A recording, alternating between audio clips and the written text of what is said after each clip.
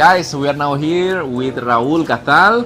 He's one of the main bloggers in fashion and in lifestyle, not only here in Bohol, and pageant, not only here in Bohol, but all over the Philippines. Today, we just saw the press con of the Miss Bohol candidates. What do you think about this batch, this 2017 batch? It might be a cliche, but I believe that this is really one of the most competitive batches ever. And we have, I can see that most of the girls are really tall. We have a lot of tall girls, like 4 of the girls are actually 5'7" and above, and that's quite something. So I would just give my impressions of the girls. The standout for me was Miss Bohol. She was really stunning. Okay. The styling was perfect, and she has this impeccable way of saying, of expressing herself. Yeah. And she was really at ease with the microphone. So I think she has a great chance. And then with Miss Ubay, she has this very quiet and understated elegance about her, and you can see the education background. So I presume she comes from a family that was really raised her well. But Miss Gindulman, she's also very elegant and very quite mature for her age. When I say mature, it's in the sense of maturity and being wise, not really with the looks. And then we talk about the Miss Sierra Bulyones. What I like about Miss Sierra Bulyones, aside from being pretty, she was also very eloquent, and she really knows a lot about her town, explaining what Sierra Bulyones is all about. But I think she needs to really rise up to the challenge because she's on the petite side, so that might work against her during pageant night. Miss Trinidad was also one of the best talkers in the group. She's surprisingly at the petite side, but she looks tall and she's well proportionate. And I think that might do her well on pageant night.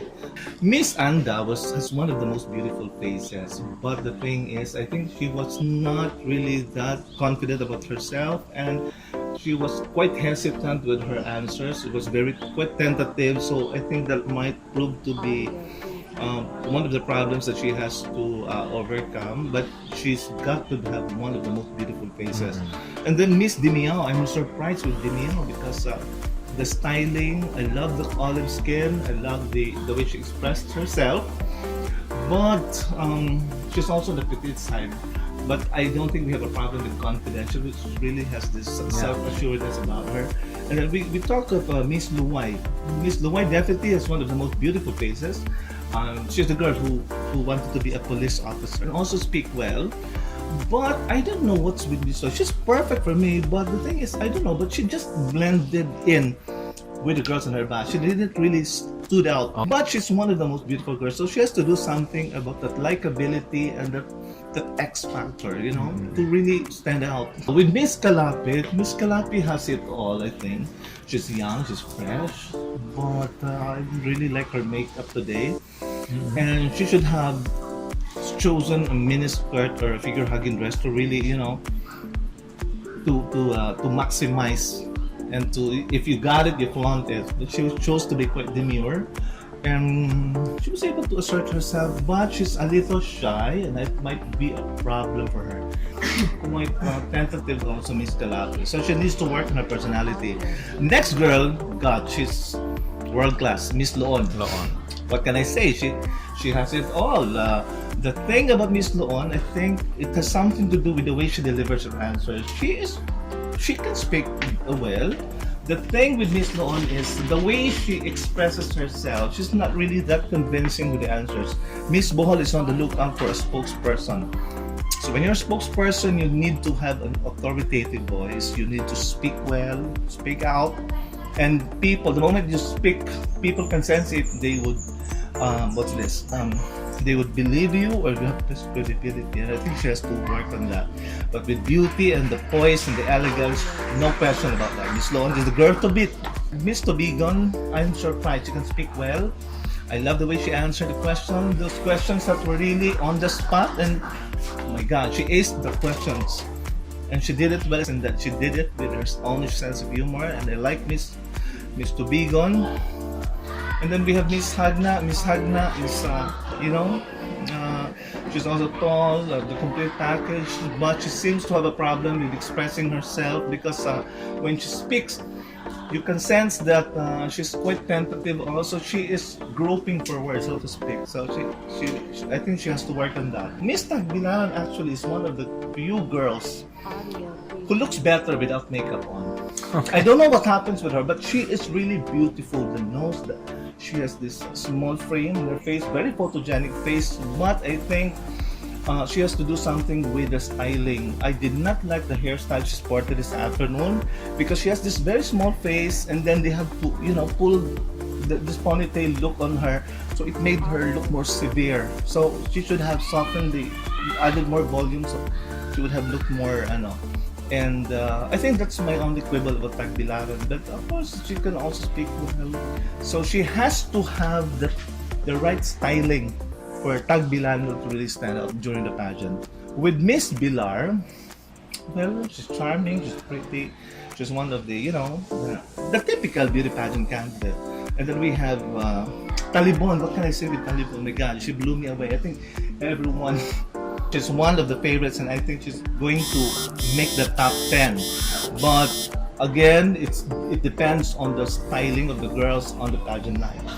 Mabini, I don't know, but I think I did not like the styling that she sported this afternoon. I was not really that impressed, although she is very pretty. I can say she's very pretty. I love the skin tone also, but she has to do something with, especially with the hair. Okay, the hair, and she has to do something with the hair. And of course, we have Miss Carlos P. Garcia. What she needs to improve on Miss Carlos P. Garcia is when she speaks, it should not be like a matter of life and death. So she has to smile. It's not like you're crying or But I like her. And then, what can I say about Miss Albuquerque? God, Albuquerque has one of the most beautiful faces.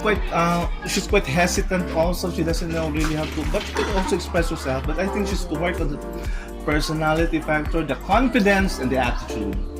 And then we also have Miss Baclayon. Baclayon is actually one of the achievers in the group.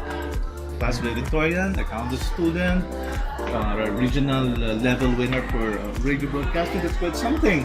But she's too girly for me, too juvenile, and it might work to her disadvantage. So she thinks she has to sport a more mature look that will make her more ladylike, more of like a woman than a girl. And I think she should be working on that. She's already a pretty face, so no problem with that. And finally, we have Batuan. If this were if we had a year of less competitive girls, she just might make the top 10. Unfortunately, Miss Bohol now has a preference for taller girls. What I noticed about her, she can also speak well. She has this personality, and she really is very sincere in giving her answers, but she has to work on that. But what I'm trying to say is this is just based on our impression this afternoon. So at least they would already know where to work, the areas that they need to improve on. So basically that's it. And may the best girl win for Miss Bohol. Very good. That was a very detailed analysis by Raul Gatal. For more information, check it out, raulgatal.com, right? Or the Roving Eye on and the Bohol Chronicles. Chronicles. Posting it in the Bohol Chronicles. In the Bohol Chronicles, like And Roving can Eye. we have a photo, all of us? Because I'm Of going course. to post this in the Bohol Chronicles tonight. Okay, for sure.